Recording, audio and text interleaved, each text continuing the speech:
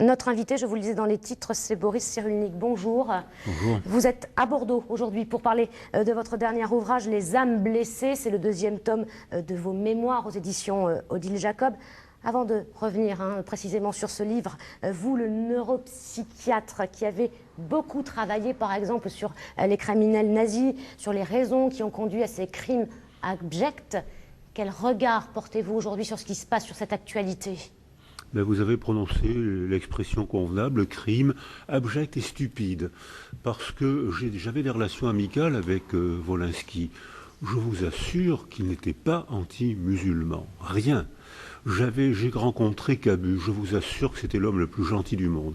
Donc ce crime est quand même révélateur d'une tentative d'esprit totalitaire. Il y a toute une organisation mondiale qui est en train de se mettre en place, et ce crime abject, comme vous l'avez dit, n'est que le symptôme du pouvoir de cette organisation qui est en train de se mettre en place, qu'on a laissé se mettre en place. Donc, et ce qui a facilité la mise en place, c'est une manière de parler. Il n'y a qu'une vérité, c'est celle de mon Dieu. Quel que soit le Dieu, l'intégrisme est une préparation au crime.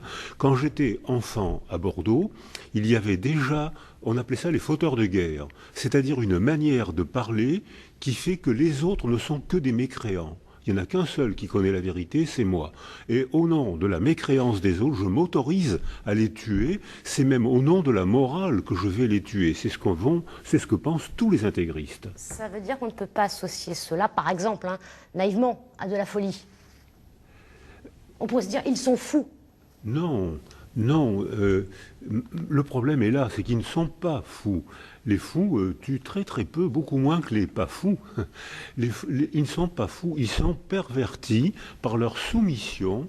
Le mot important, c'est soumission, à une idéologie religieuse, laïque, parfois scientifique, qui fait qu'ils sont les seuls à détenir la vérité et qu'ils sont prêts à tuer pour défendre ce qu'ils croient, la vérité, parce qu'ils sont soumis à une représentation du monde. Dans votre livre, justement, Les âmes blessées, vous évoquez les 50 ans qui ont bouleversé la psychologie, la psychiatrie. On peut parler d'évolution ou de révolution ?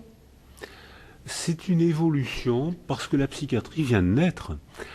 Quand j'ai commencé à étudier la psychiatrie, on étudiait la neurologie. La psychiatrie n'existait pas.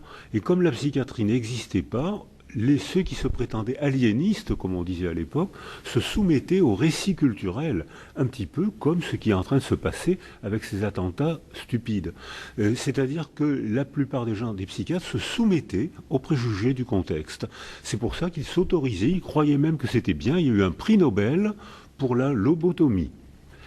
On a pensé qu'en coupant un morceau de cerveau des gens, on pouvait améliorer leurs conditions humaines. Si c'est pas de l'intégrisme, ça. Ensuite, on a pensé qu'il fallait fermer les hôpitaux pour protéger les normaux.